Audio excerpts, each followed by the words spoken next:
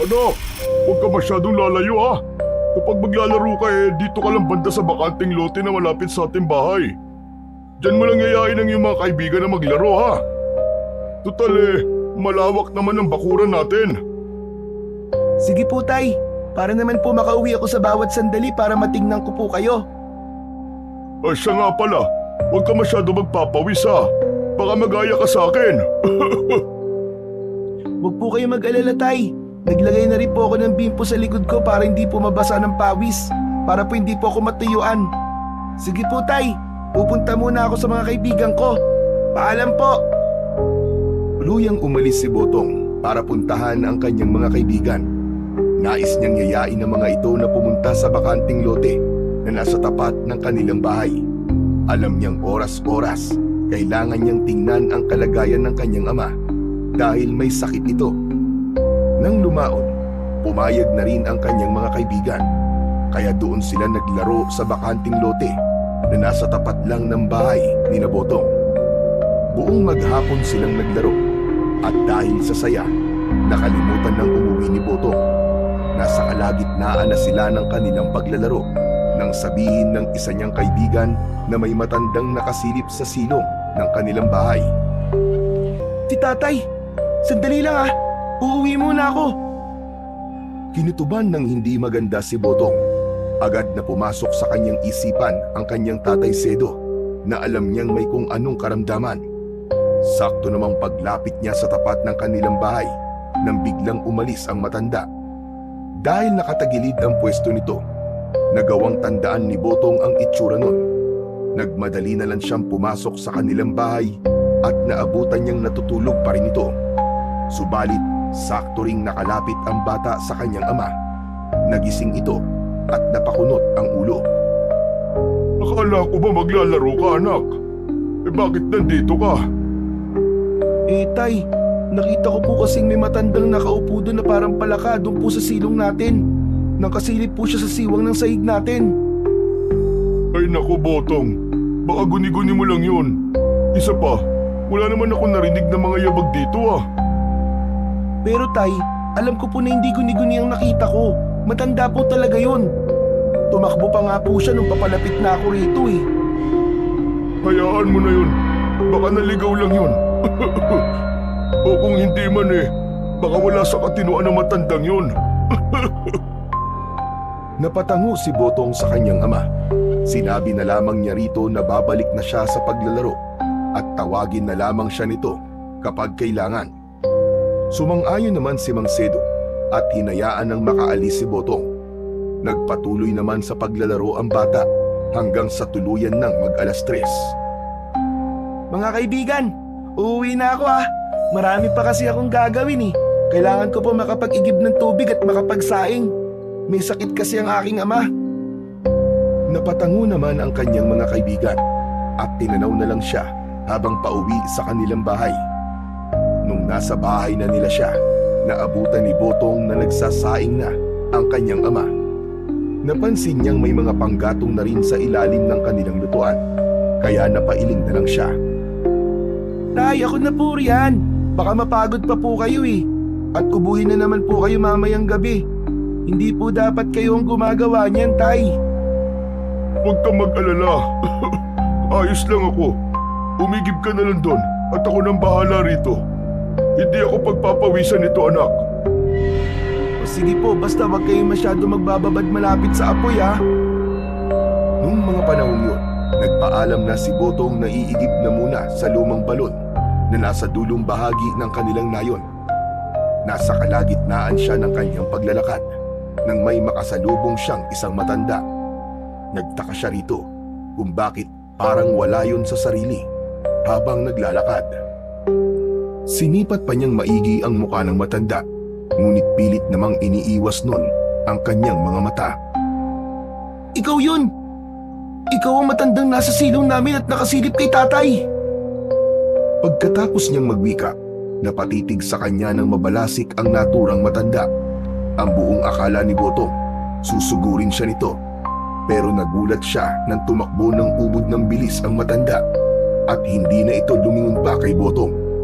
Kinutuban ng hindi maganda ang bata. kaya lakad-takbo ang kanyang ginawa hanggang sa makarating siya sa balon. Agad siyang sumalok ng tubig doon at nagmadali ring umuwi. Kailangan makauwi ako kagad. Baka muling balikan ng matandang yun ng aking ama. Teka, hindi kaya aswang yun? Lumakas ang kabog ng dibdib ni Botong, dulot ng kanyang pangamba. Mas lalo pa niyang binilisan ang kanyang paglalakad pauwi, kahit na may kabigatan ang kanyang dala. Nang malapit na siya sa kanilang bahay, nakarinig siya ng mga pag-uusap. Dahil dito, nagmadali siyang pumasok sa kanilang kusina para ilagay roon ang sisidlan ng tubig na kanyang inigiban.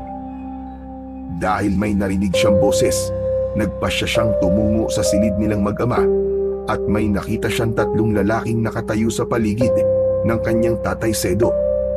Nagtaka pa si Botong kung bakit parang biglaan ang panghihina ng kanyang ama at naisip niyang baka dahil ito sa mga ginawa niya sa maghapong yun. Ama, sino po sila? Ay, siya nga pala. Mga kapatid, ito ang inyong pamangking si Botong. Masipag na bata yan.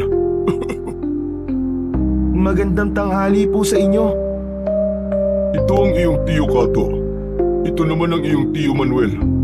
At ito ang iyong tiyo Saul. Sila ay mga kapatid kong matagal na nawalay sa akin. Ngayon, bubalik sila para sa isang misyon. Nilapitan ni Botong isa-isa ang kanyang mga tiyuhin para magmano.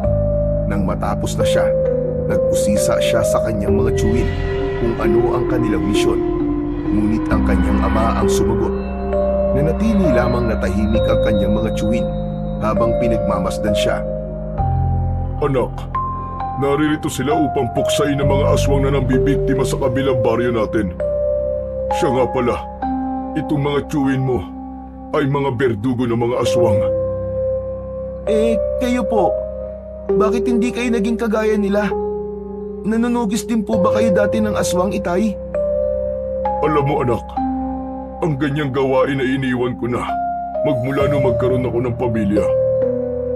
Ayokong isakripisyo kayo ng iyong ina. Yun nga lang, maaga siyang kinuha sa atin. Unang dirito lang sana siya. Bakit po? Wala po ba mga pamilya ang 3 kong tiyuhin? Napangiti na lang ang 3 tiyuhin ni Botong at saka napailing. Dahil sa bigat ng kanilang gampanin, mas pinili nilang wag nang mag-asawa. Marahil kung nag-asawa man sila, panigurado magiging kagaya ko rin ang kanilang kapalaran. Bakit naman po?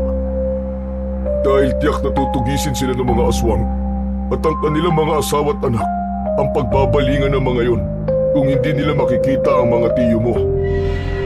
Nagkwentuhan sila patungkol sa kanilang mga naging buhay. Nung malaman naman nilang nagkasakit si Sedo, nabahala ang 3 niyang mga kapatid dahil paniguradong magiging lapitin ito ng mga aswang. Natatakot nga rin po ako, mga tiyo, sa kalagayan po ni tatay ngayon. Nung nakaraan nga lang po, may nahuli po akong isang matandang nakasilip sa kanya mula sa silong ng bahay po namin. Tapos po nang umigib po ako ng tubig, nakasalubong ko pa po yung matandang yun. Ibang-iba po ang kanyang itsura at kilos. Kakaiba po talaga. Nang malaman ng 3 ang patungkol sa matanda, sinabi nilang pipirmi na muna sila sa bahay ni Sedo ng ilang araw. Kinakailangan nilang pangalagaan ang kanilang kapatid, lalo pa at meron itong sakit at banta mula sa mga aswang na umaaligid. Kinagabihan, pagkatapos nilang maghapunan, nagpaalam ang 3 magkakapatid na roronda lamang sa paligid. Naiwan naman sa kanilang bahay sina Sedo at Botong habang inaantabayanan ang pagbabalik ng 3. Itay, hindi po ba natatakot si Tiyo sa aswang? Bakit po nagagawa nilang tugisin ang mga yon? Hindi sila natatakot. Dahil alam nilang kaya nilang lumaban sa mga aswang. Ang tapang naman po nila. Hindi kaya meron po silang mga agimat? Napangiti na lamang si Sedo sa naging tanong ng anak. Saglit itong natahimik pero nang lumaon, nagsalita na rin ito. Ang tatlong tiyuhin mo ay may tangang mutya ng kalikasan. Kaya kahit na anong panganib pa ang kanilang susuungin, hindi sila natatakot. Ang tiyo Kato mo ay may mutya ng lupa. Ang tiyo Manuel mo naman ay may mutya ng hangin. At ang tiyo Saul mo ay may mutya mula sa tubig. Napanganga naman si Botong sa kanyang nalaman. Hindi niya inaasahang may mga ganoong taglay pala ang kanyang mga tiyo. Kayo po, meron po ba kayong taglay? Napangiti na lamang si Sedo sa naging tanong ng kanyang anak. Hindi niya sinagot ang naging tanong nito. Sa halip, niyaya niya si Botong na matulog na lamang. Wala namang nagawa ang bata sapagkat ramdam din niya ang pagod dahil sa paglalaro niya at pag-iigib ng tubig. Nasa kahimbingan na siya ng kanyang pagtulog nang makarinig siya ng mga ingay sa labas ng kanilang bahay. Nagtaka naman si Botong kung ano yun, kaya napabangon siya at napalapit sa bintana. Ano kaya ang ingay na yun? At bakit parang may naglalabanan sa labas ng bahay? Lumakas ang kabog ng dibdib ni Botong. Napanganga siya nang makitang kinakalaban ng tatlo niyang tiyuhin ang isang aswang. Pinaligiran nila ito at pinagtulungan. At kahit na masyadong maliksi ang galaw ng nilalang, kalaunan nagawa nilang paslangin ito. Hindi alam ni Botong kung ano ang kanyang magiging reaksyon. Kaya naman, minabuti niyang bumalik na lang sa kanyang higaan. Pagkaraan lamang ng higit isang oras, bumalik na rin ang tatlo niyang tiyuhin sa loob ng kanilang bahay. Nagising naman noon si Sedo at inusisa ang nangyari. Oh, kumusta naman ang naging lakad niyo? Mukhang napalaban kayong tatlo ah. Napangiti naman ang tatlong kapatid ni Sedo at sinabi na matagumpay nilang napatay ang aswang na bumibisita sa kanilang bahay. Sinabi rin nila na aalis na sila pagdating ng bukas upang tumugis pa ng ibang aswang. Kampante na rin silang dalawa na wala ng aswang na bibisita sa may sakit dahil matatakot na ang mga ito. Tuluyan na nga silang natulog at pagkagising ni Botong, hindi niya na naabutan ang kanyang mga tiyuhin. Nakaalis na mga tiyuhin mo anak. Pero babalik sila sa takdang panahon. Sayang naman po. At hindi ko man lang sila nakita bago po sila umalis sa lugar na to. Huwag kang mag-alala. Dahil darating ang panahon at muli silang babalik dito. Baka wala ng mga aswang dito sa atin. Kaya mas pinili nilang lumipat na ng ibang lugar. Naging normal naman ang buhay nilang mag-ama nang wala na ang tatlong tiyuhin ni Botong. Kahit paano, unti-unti nang gumagaling ang kanyang ama mula sa karamdaman nito. Naging malakas ito at nakagagawa na ng mangilang-ngilang mabibigat na bagay. Isang gabi, habang nakahiga silang dalawa, ay pareho silang hindi makatulog. Bakit kaya kahit na anong gawin ko, hindi ako makatulog? Umuukil-kil pa rin sa aking isipan ng tatlo mong tiyuhin. Kinakabahan ako na hindi ko alam kung anong rason. Hindi kaya may masamang nangyari na sa kanila, Tay? Diyos ko, Botong, huwag kang mag-isip ng ganyan. Patawad po, Tay. Sana naman nasa maayos po silang kalagayan. Idalangin na lang natin na walang nangyari sa kanila. Sige na, Botong. Pilitin mo sarili mo makatulog. Pero Tay, hindi po talaga ako makatulog kahit na anong gawin ko eh. Basta, pilitin mo at huwag mo nang isipin ang mga tiyuhin mo. Kaya nila ang kanilang sarili. Sa takot ni Botong na mapagalitan siya ng kanyang ama, pinilit niya ang kanyang sarili na matulog. Sa kabutihang palad naman, tuluyan siyang nakaidlip. Subalit pagkaraan lang ng halos 2 oras, nagising siya na wala ang kanyang ama sa kanyang tabi. Hindi niya alam kung saan ito nagpunta. Ngunit dahil hinihila pa rin siya ng antok, nagpatianod na lang siya rito. Kinabukasan, nagising siya na nakatayo ang kanyang ama sa tapat ng bintana habang nakatalikod. Tay, saan po kayo nagpunta kagabi? Nakagisnan ko po kasing wala kayo sa tabi ko eh. Nagpahangin lang ako sa labas, anak. Ganun po ba? Pero, kumusta na kaya si Tio? Hindi sumagot si Sedo sa kanyang anak. Nanatili itong tahimik habang nakatitig sa malayo. Napatitig na lang din sa kanyang ama si Botong at tila nagtataka sa naging kilos nito. Walang ano-ano, bigla ang nakaramdam ng matinding ginaw si Botong at sa hindi niya inaasahan, kinilabutan siya habang nakatitig sa ama niyang nakatalikod. Anak, patawarin mo ko. Patawad? Para po saan? Kasi mas pinili kong iwan ka para tulungan ang mga tiyuhin mo. Teka Tay, hindi ko po kayo maintindihan eh. Ano po bang ibig niyong sabihin? Basta, siya nga pala. Tignan mo sa aking lagayan ng damit. Makikita mo roon ang 4 na mutya ng kalikasan. Ang mutya namin ng iyong mga tiyuhin. Tay, hindi ko po talaga kayo maintindihan. Ano po bang ibig niyong sabihin, Tay? Hindi sumagot si Sedo sa kanyang anak. Sa halip, marahan itong napaharap kay Botong. Saktong pagkaharap niya, halos mapaigtad ang bata nang makita niyang hindi klaro ang muka ng kanyang ama at parang binura ito. Ano po nangyayari sa inyo, Tay? Mahirap ipaliwanag, anak.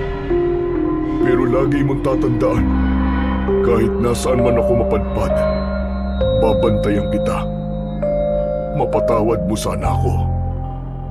Habang nagsasalita si Sedo, unti-unting nagkaroon ng liwanag sa paligid ng kanyang katawan. Kinutuban ng hindi maganda si Botong, kaya nagmadali siyang yumakap sa kanyang ama. Halos manindig ang lahat ng mga balahibo niya sa kanyang katawan nang sa hindi niya inaasahan, yumakap lamang siya sa hangin. Napatingala siya sa kanyang ama at napansin niyang naging malungkot ang mukha nito. Wala na ako, anak. Patay na ako. Isa na lamang akong kaluluwa. Tatay, bakit? Ano po nangyari at namatay kayo? Bakit niyo po kayo iniwan? Patawad, anak. Patawarin mo ko. Hindi ko inaakalang malakas ang aming makakasagupa. Ang 4 na mutya namin magkakapatid. Nasa lagayan ng damit ko. Kunin mo yun at inghatang maigi, anak. Darating ang araw at pag-iinteresan yun ng mga aswang na pumatay sa aming 4. Ingatan mo at gamitin sa kabutihan. Masusunod po, Tay. Iingatan ko po ang sinasabi niyong mga mutya. Habang nasa ganoong sitwasyon, mas lalo pang binalot ng liwanag si Sedo hanggang sa hindi na nakita ni Botong ang kanyang ama dahil tuluyan na itong nilamon ng liwanag. Napahagulgul na lang ang bata dahil sa kanyang panlulumo at kalungkutan. Hindi niya inaakalang yun na ang kanyang madadatnan pagkagising niya ng umagang yun. Hindi niya alam kung paano magpatuloy sa kanyang buhay dahil batid niyang mag-isa na lamang siya, nasusuong sa lahat ng bagay. Ang mga mutya, yun na lamang ang natitirang alaala sa akin ni Ama at ng aking mga tiyuhin. Napatakbo si Botong patungo sa tapat ng aparador kung saan nakatago ang mga damit ng kanyang ama. Pagkarating niya roon, bigla ang nanginig ang kanyang mga kalamnan. Pakiramdam niya ay may kuryenteng dumaloy sa kanyang buong katawan.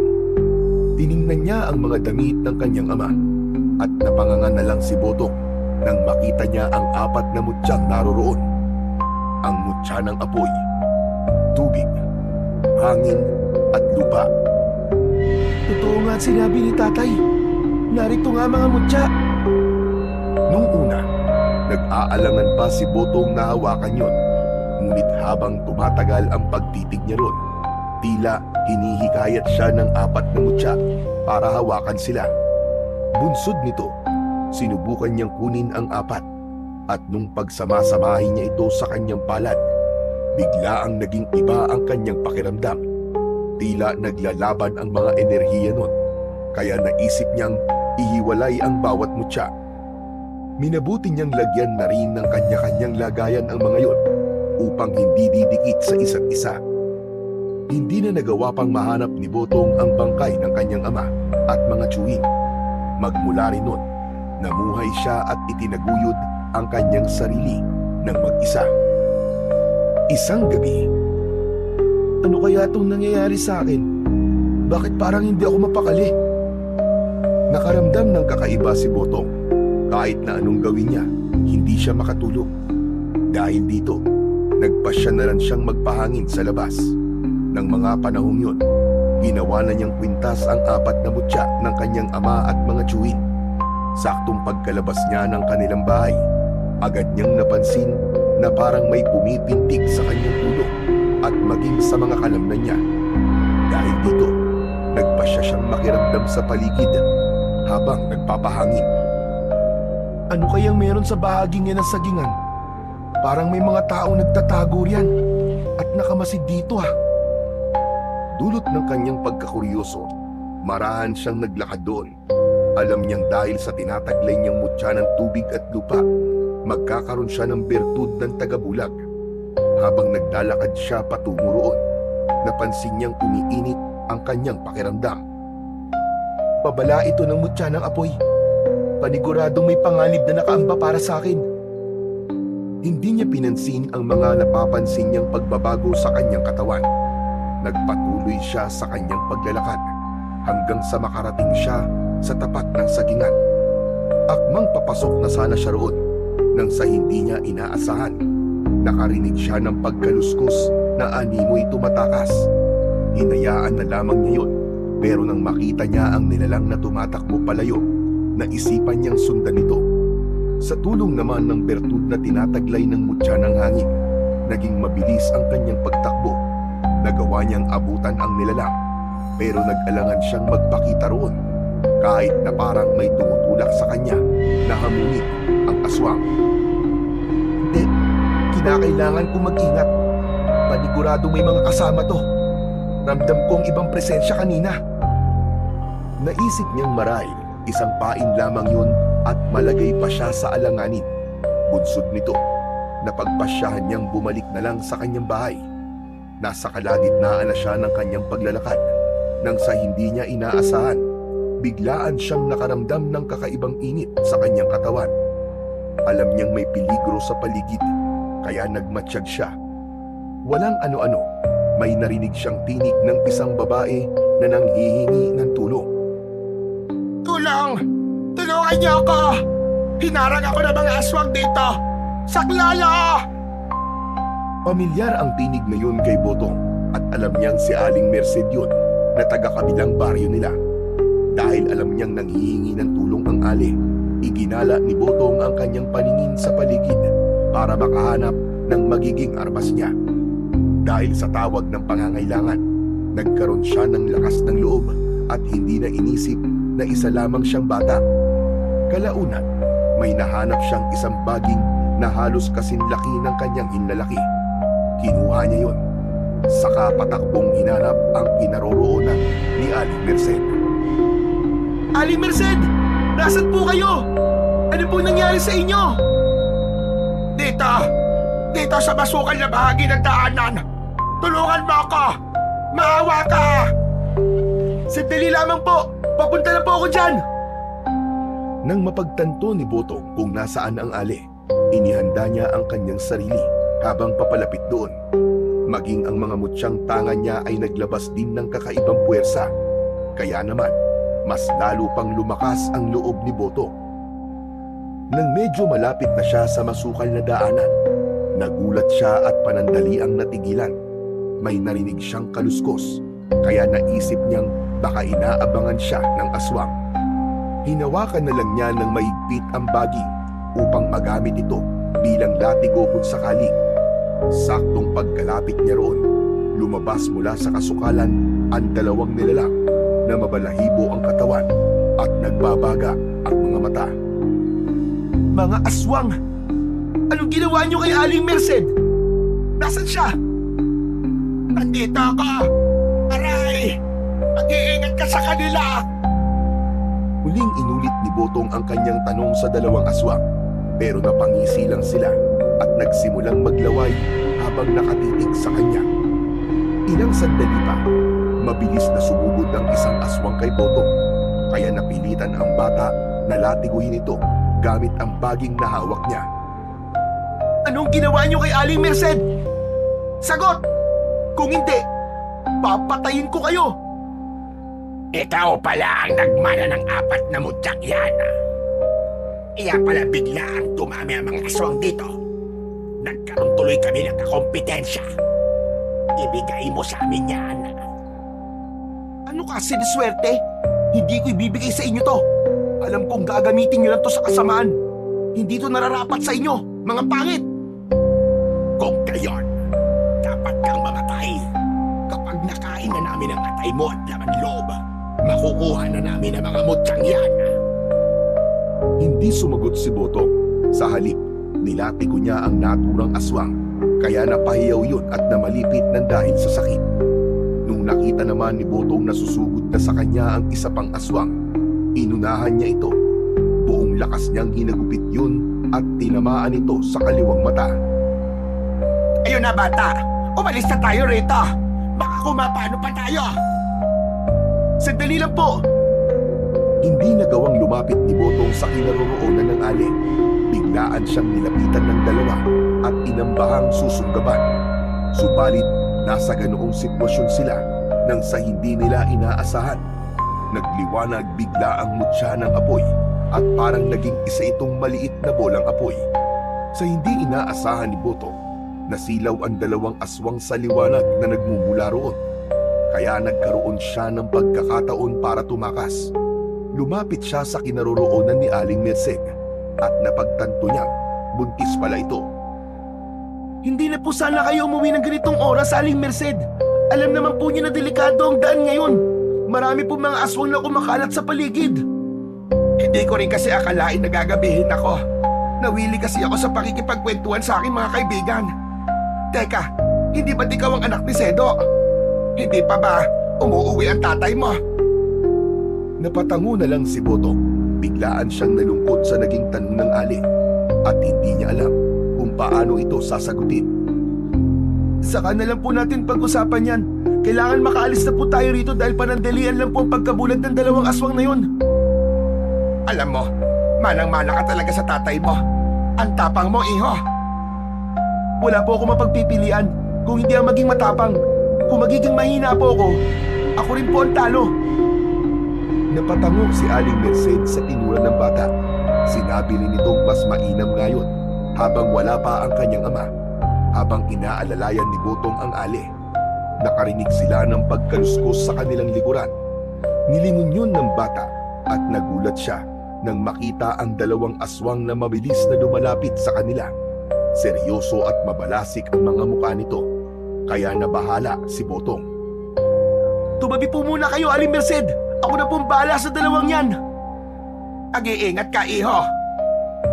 Saktong pagkalapit ng dalawang aswang, hinagupit sila ni Botong ng hawak niyang baging. Napanganga na lang si Aling Merced nang makita niyang may kung anong liwanag na nagmula sa katawan ni Botong na nananalaytay sa baging. Pagkatama ng nasabing bagay sa katawan ng mga aswang, maging si Botong ay hindi makapaniwala. Tumilapon ang dalawang nilalang sa hindi kalayuan na parang tinangay ng malakas na hangin. Babangon pa sana ang dalawang aswang, subalit biglaan silang nasunog.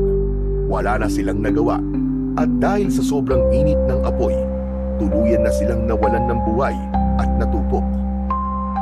Kaalaan nyo yan ang nararapat sa inyo, mga aswang na salot.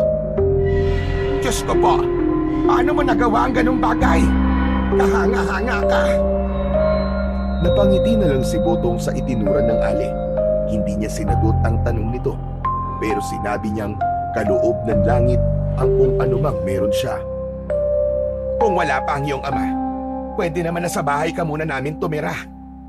Teka, ano nga pala ang pangalan mo? Botong. Ako po si Botong, Aling Merced. Gusto mo bang sumama sa akin sa bahay?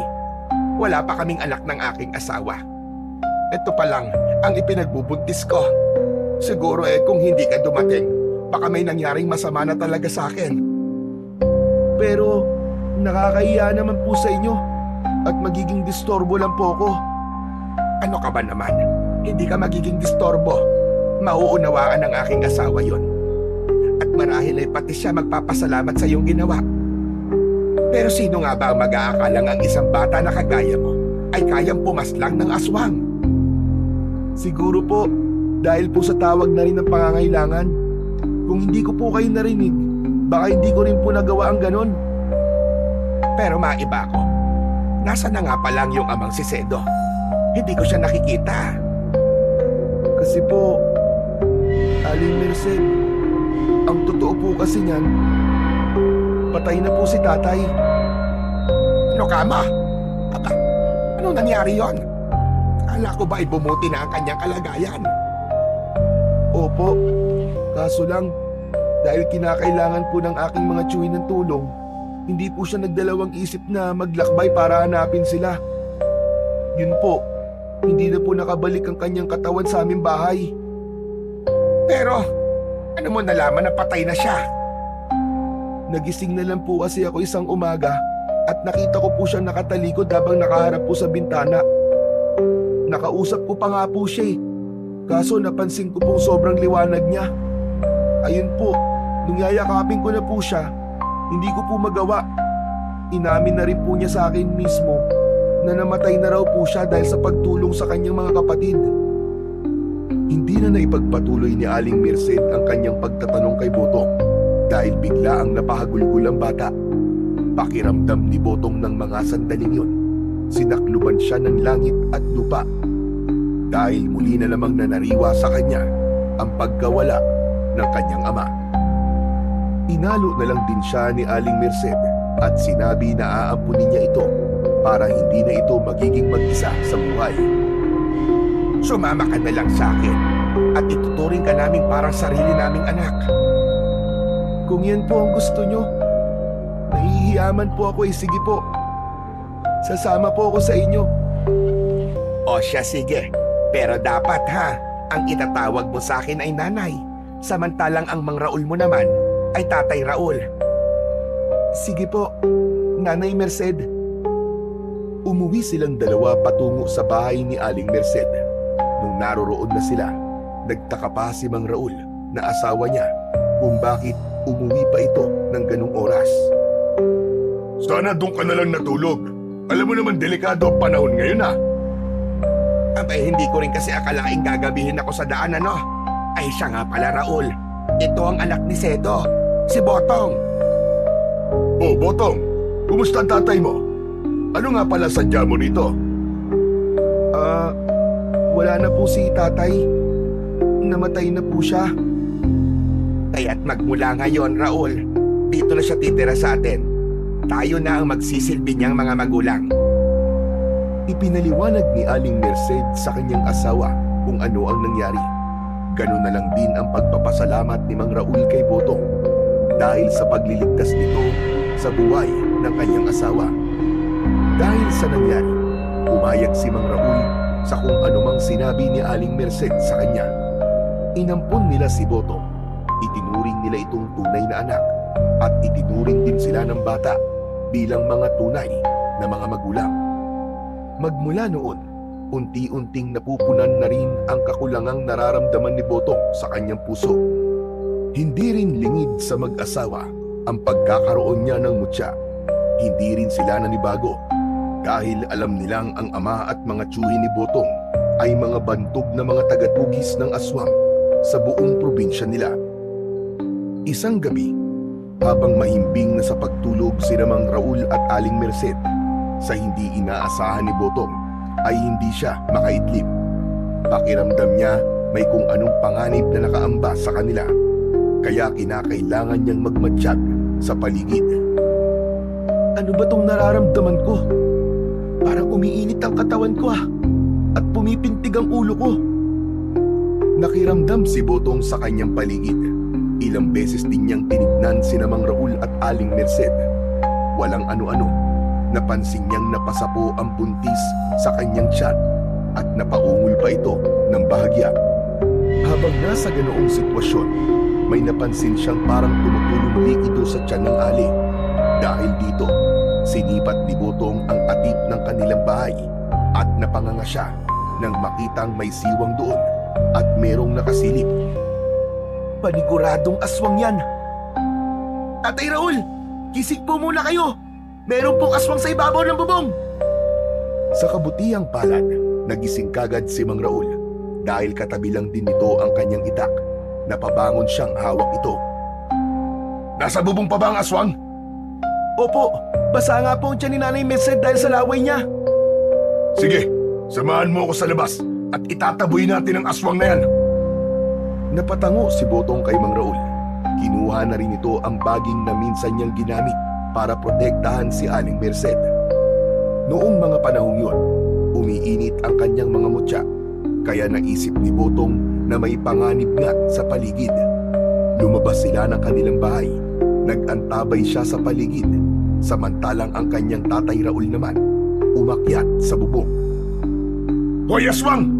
Lubayan mo ang asawa ko! Kung hindi, dito ka sa bubong na to mamamatay!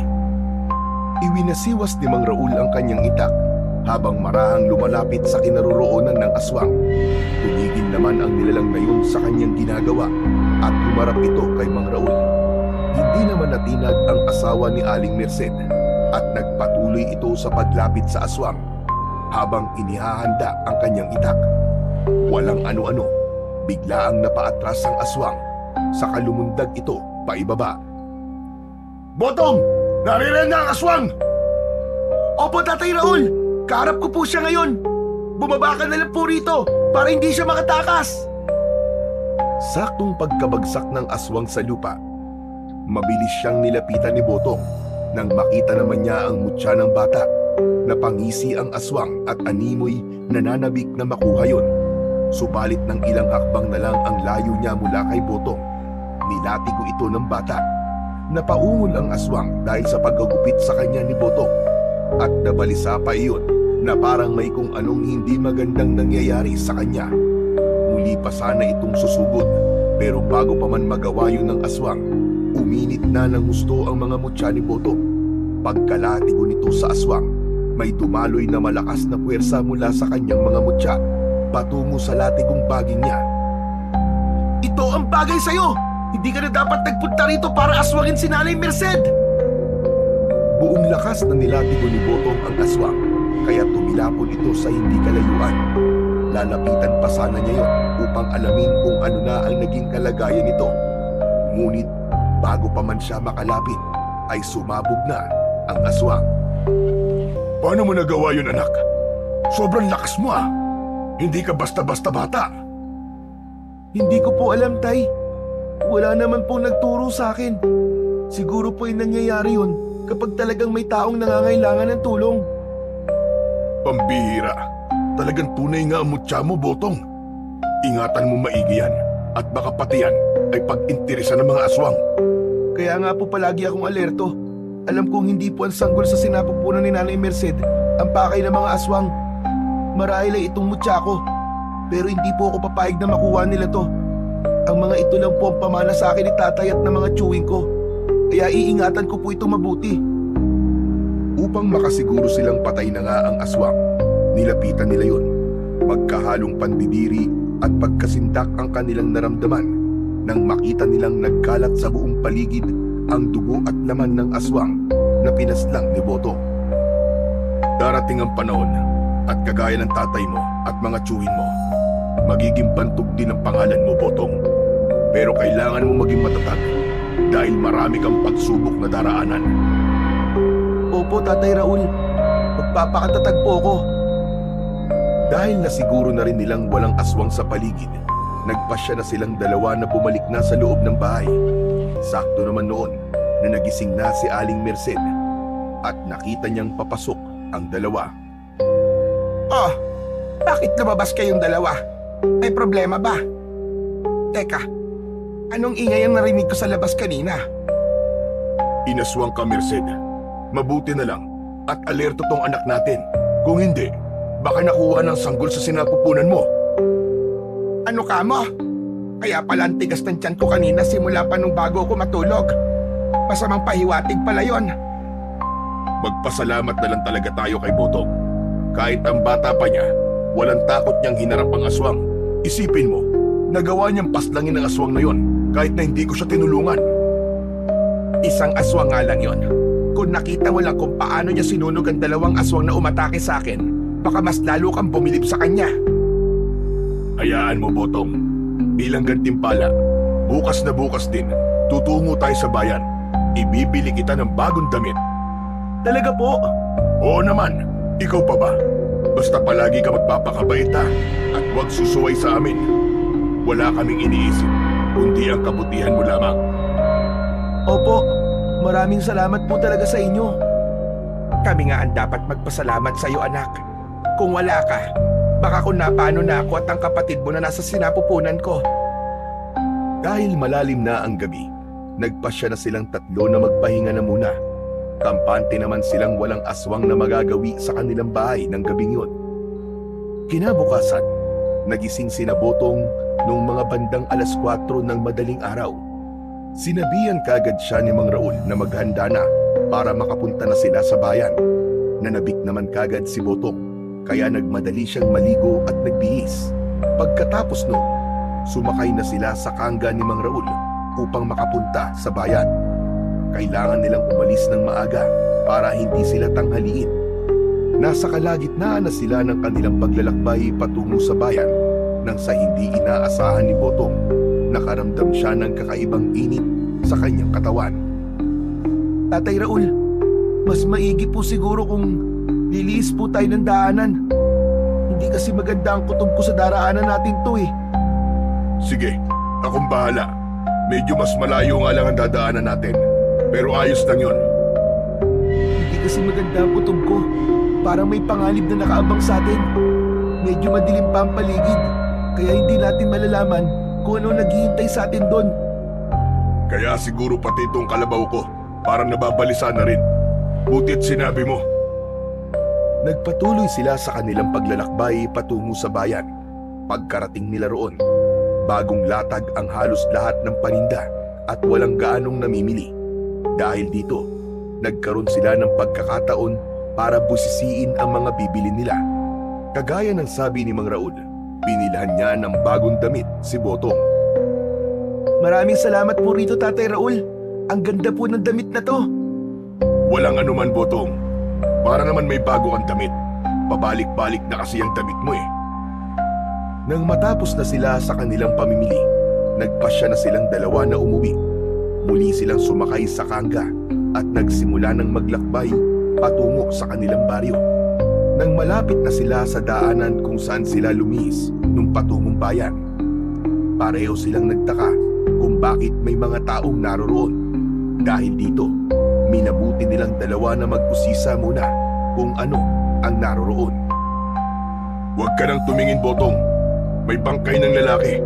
Wakwak ang tiyan at wala ng mga lamang loob. Ibig pong sabihin, biktima ng aswang? Tama po ba? Oo, tama ka. At marahil kung hindi mo sinabi sa akin kanina na lumihis tayo ng daan, baka tayo pa nakasagupa ng aswang na yan. Buti na lang talaga. Alerto ka, Botong. Kaya po pala sobrang init ng mutya ko kanina.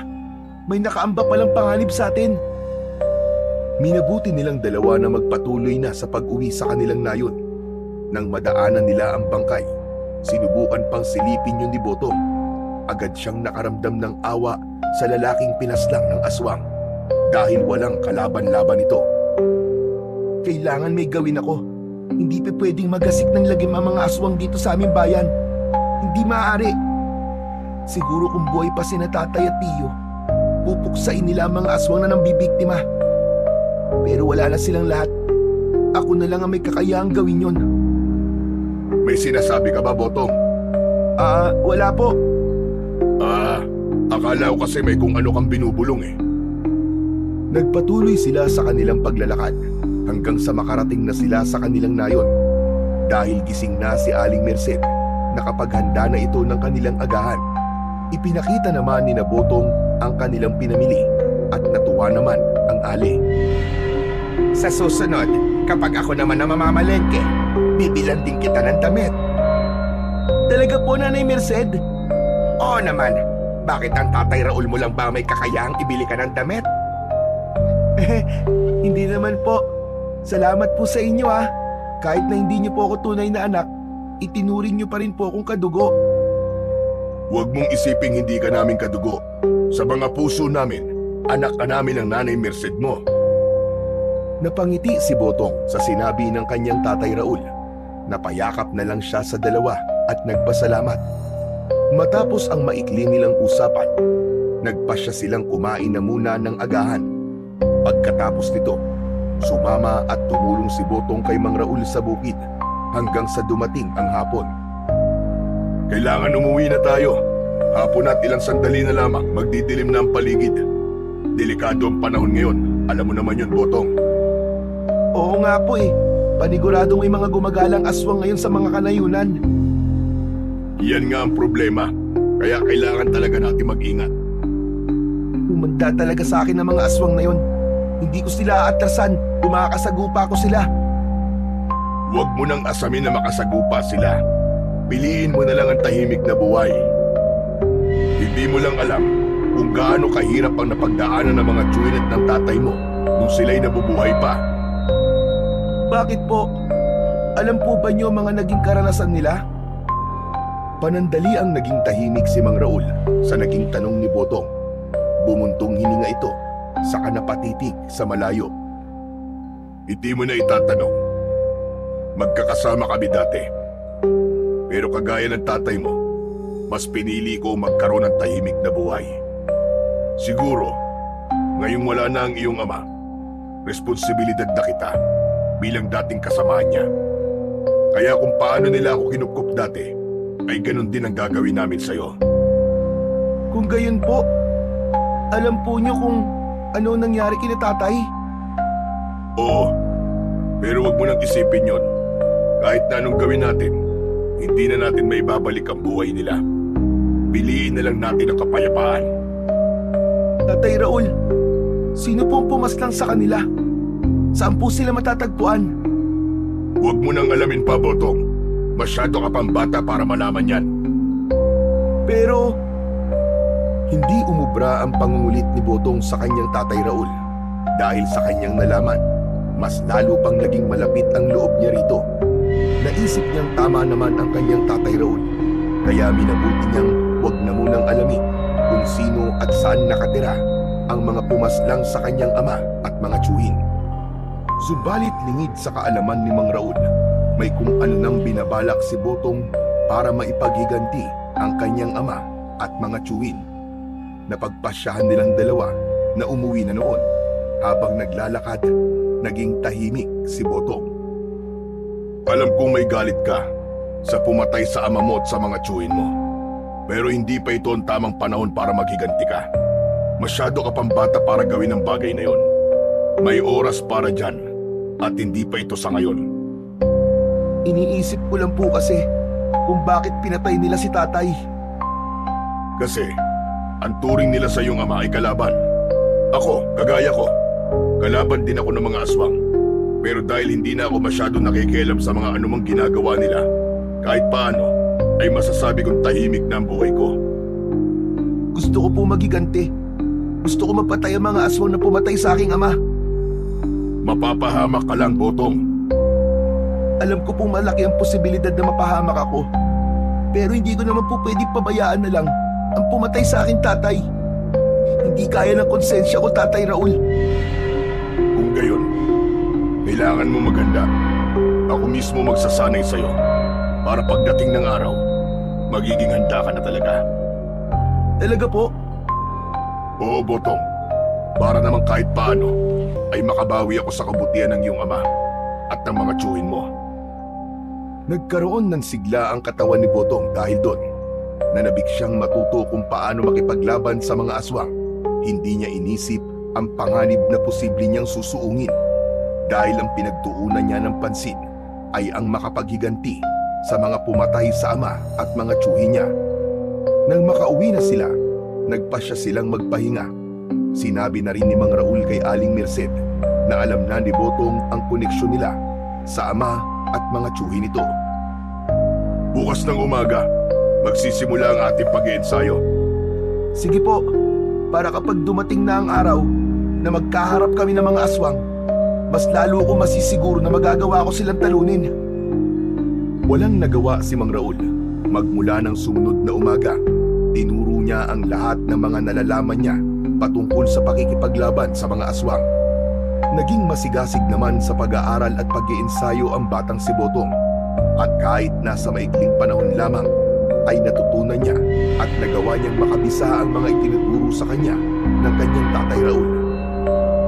Isang gabi, dahil nais pang mag-ensayo ni Botong at hindi naman sila ganong kapagod, minabuti ni Mang Raul na pagbigyan ng bata. Maliwanag naman ang buwan, kaya kahit paano ay hindi sila nahirapan. Tatay Raul, nauulinigan ba niyo ang mahinang paghuni na yan? Ano bang ibig mo sabihin? Parang may umaaligid po ng mga paghuni ng tiktik sa ating bahay. Ano ang mainam nating gagawin? Umantabay ka lang at kukunin ko ang aking itak. Sige po, Tatay Raul. Nagmamadaling pumasok sa kanilang bahay si Mang Raul. Samantala, si Botong naman ay nanatili sa labas habang nagmamatsyag sa paligid. Walang ano-ano, may napansin siyang gumagalaw sa bandang likuran ng kanilang tirahan. Naisipan niyang lapitan yon, at dahil sa mutya ng tubig na kanyang tinataglay, alam niyang hindi siya mapapansin ng kung anumang nilalang. Mabuti na lang talaga at may bertud ng tagabulag ang mutya ng tubig ko. Kung wala, baka madali niya akong makikita. Marahang lumapit dun si Botong at napagtanto niyang aswang nga ang naroroon. Animoy naghihintay lang ito ng tamang pagkakataon para pasukin si Aling Merced sa kanilang bahay. Nagpalinga-linga naman si Botong at nang makakita siya ng kahoy na malatubo ang laki, kinuha niya ito at inihanda. Anong ginagawa mo rito, ha? Umalis ka rito! Pangit na aswang!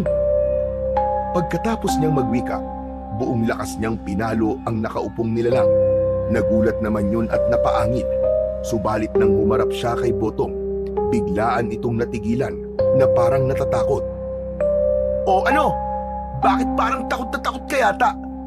Umalis ka na rito para hindi ka na masaktan pa at mamatay. Ikaw ang nagmana ng mutya ng ama mo at ng mga tsuhin mo. Oo, at bakit kilala mo ang ama ko at mga tsuhin ko? Siya nga pala, pinatay lang sila na walang kahirap-hirap at pinagpiestahan ang kanilang mga laman. Mga hayop kayo! Sino ang iba pa niyong kasamaan? At saan kayo nagkukuta? Bakit ko naman sasabihin sa'yo? Nandito ako para kunin ang sanggol na naaamoy ko at hindi para sagutin ang mga katanungan mo. Lingid sa kaalaman ng aswang, nasa bandang likuran na niya si Mang Raul na may hawak na kulambo at itak. Anong sinabi mong diablong buwang ka? Nandito ka para sa sanggol na nasa sinapupunan ng asawa ko. Tignan natin kung ano magagawa mo rito. Pagkatapos magwika ni Mang Raul, biglaan niyang itinalokbong sa aswang ang kulambo. Sinabihan na rin niya si Botong na paluin ang aswang nang sa ganon ay manghina ito. Kapag hindi mo sinabi sa amin kung saan naroroon ang inyong kuta, mamamatay ka at makikilala ka pa ng mga tao sa nayon. Napaangil naman ang aswang. Sinubukan niyang magpumiglas at kumawala sa kulambo, pero hindi nito magawa. Matigas kang hayop ka. Sige, dyan ka hanggang sa sumikat ang araw. Tignan natin kung hanggang saan ang tigas mo. Hindi niyo ako mapapamin. Patayin man niyo ako. Darating ang panahon at makukuha ng ibang aswang ang mutyang yan. Saka uubusin nila kayo. Nung una, nagmatigas ang aswang. Subalit nang makita niyang seryoso sina Botong at Mang Raul, napapatayin siya. Natakot din ito at nang lumaon ay itinuro na rin kung saan naroroon ang mga kasama nitong aswang. Sige na, sasabihin ko na. Sa paanan ng bundok, doon sila nagtatago. Doon ang kuta namin. Nagbigay pa ng direksyon ng aswang na yon. At nang mapagtanto nila Botong at Mang Raul na nagsasabi ng totoo ang aswang, nagpasya silang dalawa na patayin ito at itapon sa rumaragasang tubig ng ilog ang kanyang bangkay. Tatay Raul, ako na lang po tutungo sa kuta ng mga aswang. Bantayan niyo na lamang po si Nanay Merced at baka kung ano pa po ang mangyari sa kanya. Kaya mo ba, Botong? Opo, alam ko po sa akin sarili na sapat na po ang mga natutunan ko sa inyo. Hindi na po ako dapat mag-aksaya ng panahon. Noong mga panahong yun, nagpaalam si Botong sa mga taong tumatayong magulang niya na bahala man sila dahil bata pa ito, pero nangako siyang walang mangyayaring masama sa kanya. Huwag po kayo mag-alala, Nanay Merced, Tatay Raul. Alam kong hindi ako pababayaan ng aking mga mutya. Siguro, ginagabayan din po ako ni na tatay at mga tiyo ko. Walang nagawa ang mag-asawa kundi ang payagan si Botong sa kanyang binabalak. Pinaalalahanan na lang nila itong mag-ingat sa kanyang gagawin. Malaki rin ang tiwala ni Mang Raul sa bata na kaya niyang ubusin ang mga aswang dahil may tinatago itong lakas na nagmumula sa 4 na mutyang tangan niya. Hindi na rin inaksaya pa ni Botong ang kanyang oras at nagsimula na siyang maglakbay. Ilang araw at gabi ang kanyang ginugol at ang tanging dala niya ay ang mga mutya niya, itak at ang baging na minsan niyang ginamit laban sa mga aswang. Sa kabutihang palad, sa buong oras ng naging paglalakbay niya, hindi siya nakaramdam ng gutom o uhaw. Madilim na ang paligid nung nakarating siya sa kuta, kaya minabuti niyang ihanda ang kanyang sarili. Lalabas ako rito ng buhay. Ipaghihiganti ko ang aking ama at mga tiyuhin. Sa tulong ng bertud ng tagabulag, nakapasok siya sa kuta ng mga aswang. Dahil alam niyang hindi siya pwedeng mag-aksaya ng panahon, kinuha ni Botong ang isang sulok at walang pagdadalawang isip na siniliban ang mga kubo roon. Naghiyawan naman ang mga taga roon at dahil sa pagkataranta, hindi nila nalaman kung sino ang may gawa ng pagkasunog na yon. Walang ano-ano, sa hindi inaasahan ni Botong, ay may mga aswang na nakakita sa pagsunog sana niya ng huling kubo. Mapangaas kang bata ka! Sino nagdala sa'yo rito? Ako lang, bakit? At nandirito ko para maningil. Wala kaming utang sa'yo, bata. Umuwi ka na kung ayaw mo maging pagkain namin. Pagkatapos magwika ng aswang na yon, lahat sila ay nagpalit ng anyo sa mabalahibong nilalang. Pinaligiran nila si Botong, kaya inihanda ng bata ang kanyang latigong gawa sa baging. Nagsimula na rin magpakita ng reaksyon ang suot niyang mga mutya, kaya alam niyang protektado siya. Sino yung pinag-aaksaya niyo ng oras? Napayuko ang mga aswang bilang pagsaludo, kaya ibinaling ni Botong ang kanyang pansin sa paparating. Napalunok siya ng kanyang laway, pero kahit katiting ay hindi siya nakaramdam ng takot. Nanginig ang kanyang buong kalamnan dahil sa matinding galit na kanyang nararamdaman. Ako lang naman ang anak ng isa sa 4 niyong pinaslang. Ah, ikaw pala. Anong ginagawa mo rito? Gusto mo rin bang matulad sa ama mo at sa iyong mga tiyuhin? Nandirito ako para singilin kayo. Pagkatapos niyang magwika, buong lakas niyang hinagupit ng baging ang pinunong aswang. Nakita yun ng mga aswang, kaya mabilis silang sumugod kay Botong. Hindi naman nagpatinag ang bata at hinambalos din sila nito. Pagbabayaran mo ang ginawa mong ito sa akin, wala kang galang! Ang mga kagaya nyo ay hindi dapat ginagalang. Ang dapat sa inyo, pinapatay. Sige! Pagpira-pira sa inyo ang katawan ng batang yan, ngunit huwag niyong pakikialaman ang hiyas na nakakwintas sa kanya dahil akin yan! Sa hudyat ng kanilang pinuno, sinugod ng mga aswang si Botong. Nung una, medyo nababahala pa si Botong, ngunit nang nilukob na siya ng enerhiyang nagmumula sa kanyang mga mutya, nawala ang lahat ng pangamba niya't napalitan ng lakas ng loob. Ang bawat aswang na lumalapit sa kanya ay walang pagdadalawang isip niyang nilalatigo gamit ang baging. Dapat sa inyong lahat, mamatay at masunog sa impyerno! Dahil sa nag-ibayo niyang lakas, nagliwanag ang mga mutyang kanyang tangan. Ang liwanag na ito ay nagmistulang apoy na dumaloy patungo sa baging na hawak niya. Nung makita ng mga aswang yon, nag-alangan silang sumugod. Subalit dahil sa utos ng kanilang pinuno, wala silang nagawa kundi atakihin ang batang si Botong. Sa bawat paglapit ng aswang, walang habas itong nilalatigo ng bata. Ang dulot ng enerhiya na mula sa mga mutya, tumilapon ang mga ito at sumasabog sa ere. Nang lumaon, nagkalat sa paligid ang mga laman at buto ng aswang. Dumanak din sa lupa ang kanilang mga dugo. Yan lang ba ang kaya mo? Bakit hindi mo subukan sa akin? Ito, pustahan tayo. Kung magagawa mo akong talunin, makakalabas ka ng buhay rito. Ngunit kung ako ang mananalo, kakainin ko ang atay at puso mo at kukunin ko ang mga mutya mo. Sige, hindi ako natatakot sa kagaya mo.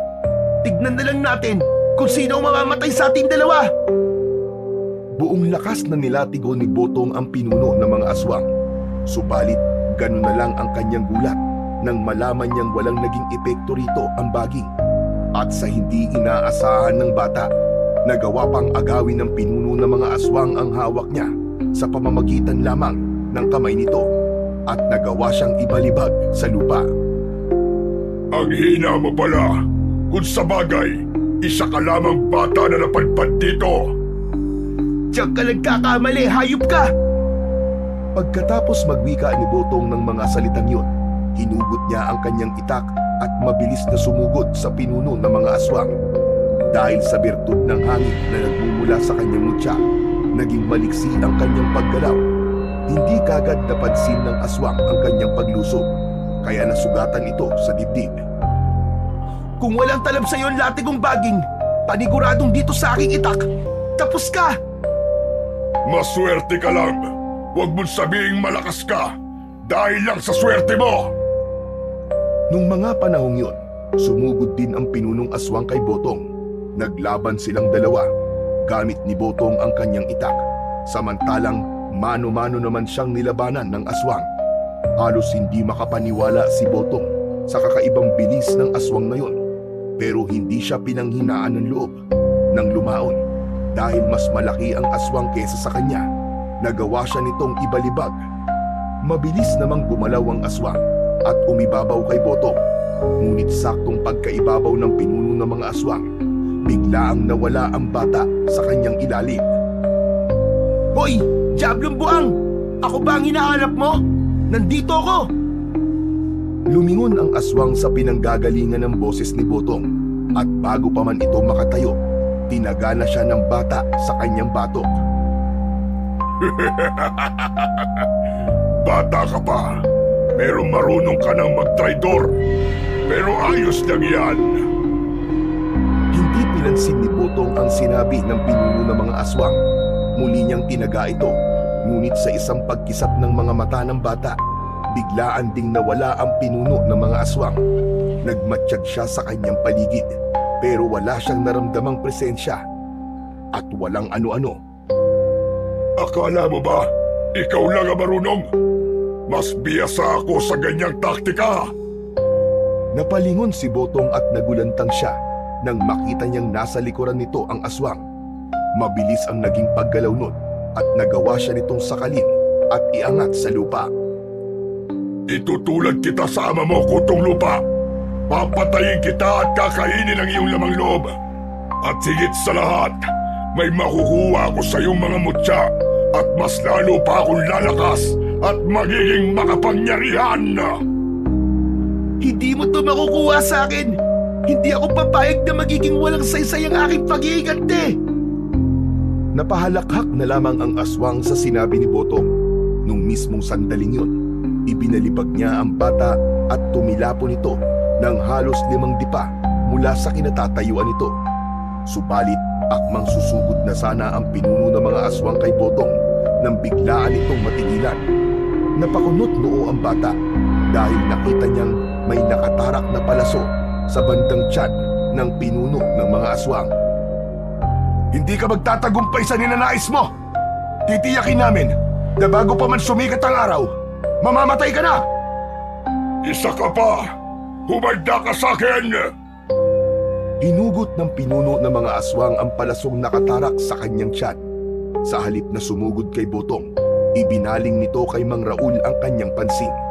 Nang makita naman ni Mang Raul ang itsura ng aswang, napatulala ito at parang may takot na bigla ang namuo sa kanyang sistema.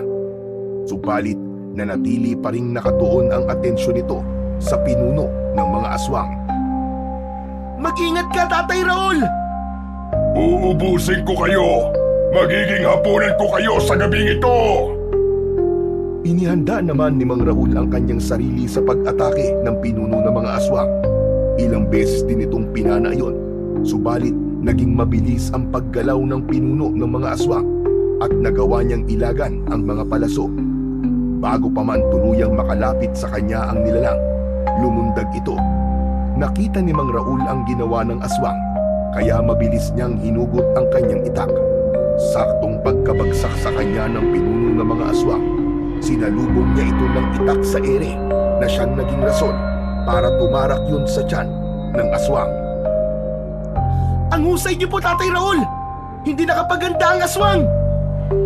Natigilan si Botong sa nais niyang sabihin. Nakita nga niyang nakatarak sa tiyan ng aswang ang itak ng kanyang Tatay Raul. Subalit, hindi napaghandaan ng lalaki ang kung anumang binabalak ng aswang. Nang makalapit na ang aswang, kahit pa na nakatarak sa kanyang tiyan ng itak ni Mang Raul, nagawa pa rin itong dukutin ang atay niya. Isa kang mangmang! Isa kang walang utak na nilalang! Bumagsak ang katawan ni Mang Raul sa lupa at wakwak ang tiyan nito. Napalingon naman ng aswang kay Botong at napangisi sa kahinugot ang itak na nakatarak sa kanyang tiyan. Mga walang silbi! Inaakala ba ninyo na basta-basta nyo ko matatalo gamit lamang ang patalim? Hindi! Nagkakamali kayo! Talagang ang isa kang demonyo! Magbabayad ka sa ginawa mo! Hindi ako titigil hanggat hindi ka napapatay! Dinampot ni Botong ang kanyang itak at mabilis na sumugod sa kinatatayuan ng pinuno ng mga aswang. Napahalakhak na lang yun at nang malapit na sana ang bata sa kanya, nagulat ito nang biglaang nawala ang pinuno ng mga aswang. Mas lalo pang nagulantang si Botong nang may malakas na puwersang tumama sa kanya kahit pa nawala siyang nakikita. Yan pala ang larong gusto mo, ah! Tignan natin! Ginamit na rin niya ang bertud ng tagabulag at sa tulong ng iba pa niyang tangang mutyak, nagawa niyang makita ang pinuno ng mga aswang. Agad-agad niya itong sinugod at bago pa man makapaghanda ang nilalang na yon, nagawa na siyang lapitan ni Botong. Sinuntok niya ang aswang sa pagitan ng dalawang hita, saka buong lakas itong itinulak para mabuwal sa lupa. Mautak ka, bata ka! Talagang mautak ako! Hindi ka gaya mo!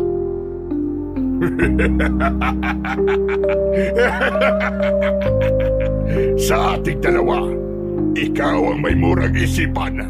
Kaya kung tutusin, mas may tulong ako sa'yo, Gonggong! Nang mga panahong yun, napakuyom ng kanyang palad si Botong.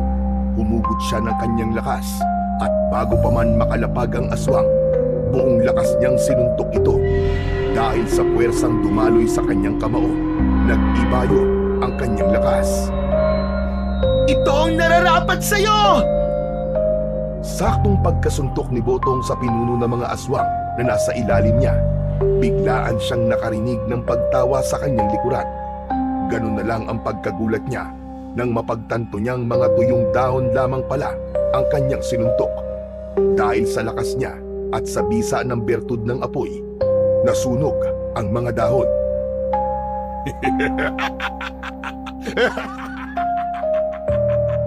Kita mo na, mas mautak ako sa'yo. Hindi ako yan. Nandito ako sa likod mo. Hayop ka! Humanda ka sa akin! Ibinaling ni Botong ang kanyang pansin sa likuran niya at napagtanto niyang naroroon nga ang pinuno ng mga aswang. Hinawakan niya ng mahigpit ang kanyang itak at nang susugod na sana siya sa aswang, bigla na naman itong nawala. Duwag! Magpakita ka sa akin! Duwag ka! Hinahanap mo ba ako? Nandito ako! Bago pa man makalingon si Boto, biglaan siyang sinuntok ng pinuno ng mga aswang. Hindi niya napaghandaan ang gagawin niya, kaya sa hindi inaasahan ni Boto, nawalan siya ng balanse at tumilapon. Nang makita naman ng aswang ang nangyari kay Boto, mabilis itong lumapit sa bata at inibabawan ito. Ngayon pa lang, amoy na amoy ko na at lasang-lasa ko na ang atay mo, bata! Ngayon pa lang, amoy ko na rin ang kamatayan mo! Hayop ka! Umibabaw ang aswang kay Boto at sinubukan itong dukutin ang kanyang atay.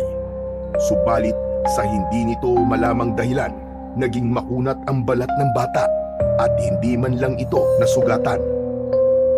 Hangal ka ba? Alam mo naman sigurong taglay ko ang mutya ng tubig at lupa. May mga birtud ng kabalat kunat ang mga to. Kaya humanda ka! Nung mga panahong yun, dumakot si Botong ng alikabok saka isinaboy sa mga mata ng pinuno ng mga aswang. Matapos niyang gawin ito, bumangon siya at hinagilap niya ang kanyang itak. Nang makita niya ang kanyang itak, muli siyang lumapit sa pinuno ng mga aswang na nagwawala dahil sa pagkapuwing. Pilyo ka, bata ka! Napakapilyo mo! Humanda ka sa akin! Ikaw ang humanda! Bago pa man tuluyang maging malinaw ang paningin ng pinuno ng mga aswang, inundayan niya ito ng pagtaga sa tiyan at sa binti. Nang mawari ni Botong na hindi na ganong nasusugatan ang nilalang, naisipan niyang itarak sa lupa ang kanyang itak. Pagkatapos nito, buong lakas niyang tinaga ang aswang sa tiyan. Napanganga siya nang ganun lang kadaling nasugatan ang aswang at lumugay ang mga bituka nito. Sakto naman na bumalik na ang paningin ng pinuno ng mga aswang, kaya mabalasik itong napatitig kay Botong. Kahit pa na malaki ang naging sugat niya at nagkalugay-lugay ang kanyang bituka, mabilis itong umatake sa bata. Papatayin kita! Gagawin ko rin sa'yo ang ginawa mong ito sa akin! Sige! Walang problema! Hindi naman ako natatakot sa'yo! Ipaghihiganti ko ang mga taong malalapit sa akin na pinatay mo! Mabilis na sinunggaban ng aswang si Botong. Nagpambuno silang dalawa at kahit pa nasubukang hugutin ng bata ang bituka ng aswang, animoy naging baliwala lang ito sa kanya. Habang nasa ganoong sitwasyon, walang pagdadalawang isip na binuhat ng aswang si Botong sa kabuong lakas na ibinalibag sa lupa. Napaungol ang bata dahil doon, pero hindi ito sumuko. Muli sana siyang sasakalin ng aswang at bubuhatin, ngunit nagawa niyang makadakot ng lupa. Saktong pagkanganga ng aswang, buong lakas at walang takot na isinalampak ni Botong ang lupang nadakot niya sa bunganga nito. Napaangil ang pinuno ng mga aswang dahil doon, kaya buong lakas niyang sinuntok si Botong. Dahil sa kanyang ginawa, nawalan ng malay ang bata.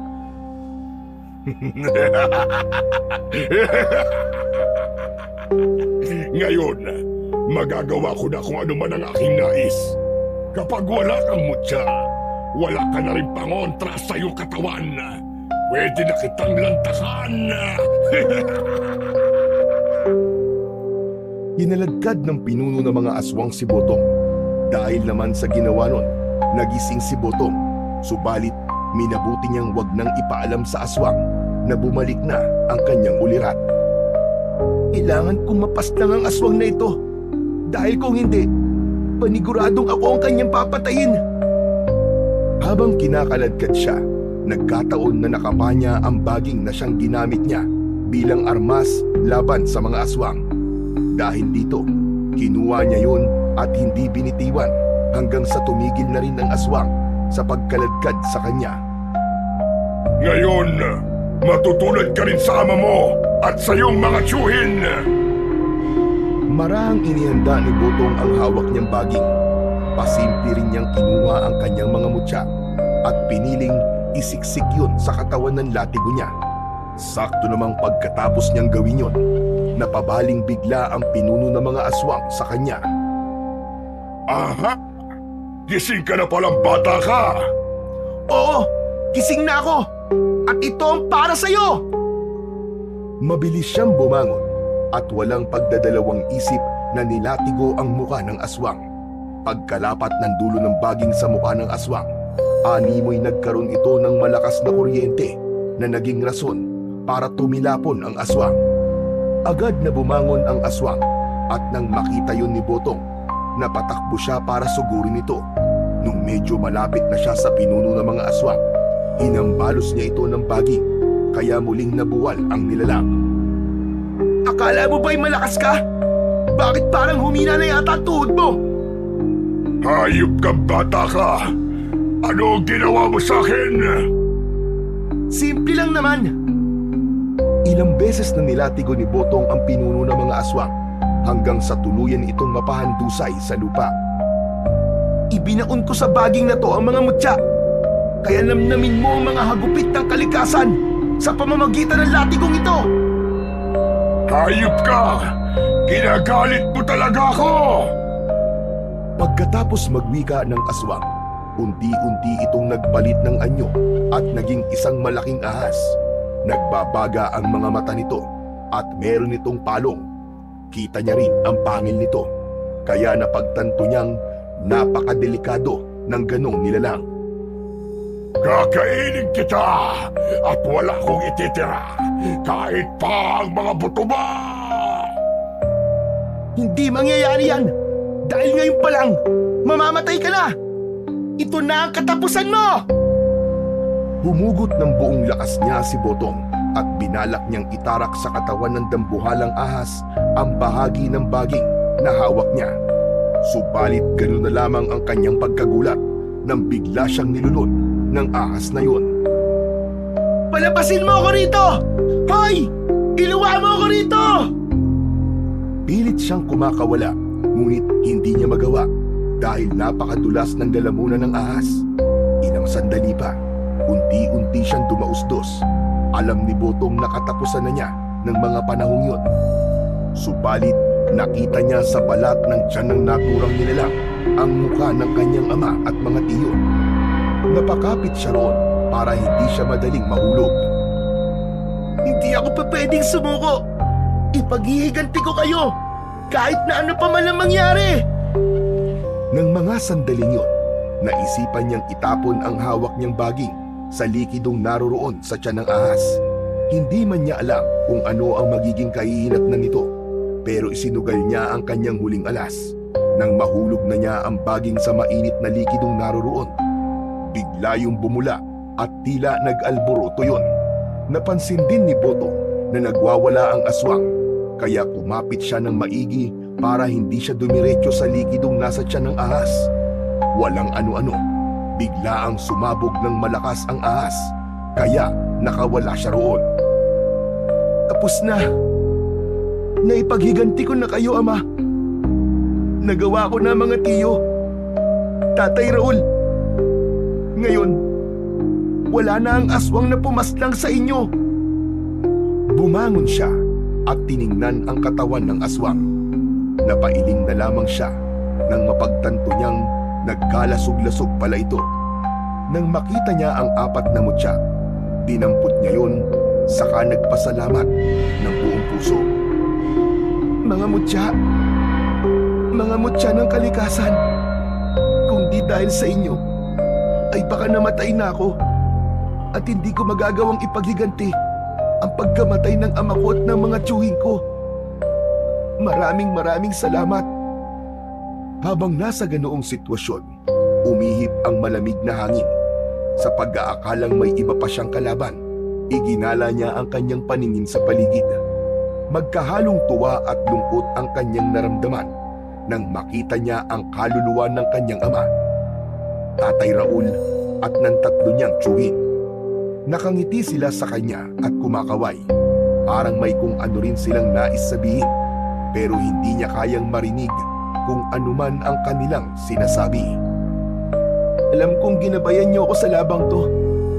Ngayon, magiging tahimik na kayo. Dahil hindi kayang dali ni Botong ang bangkay ng kanyang Tatay Raul, nagpasya siyang sunugin na lang ito.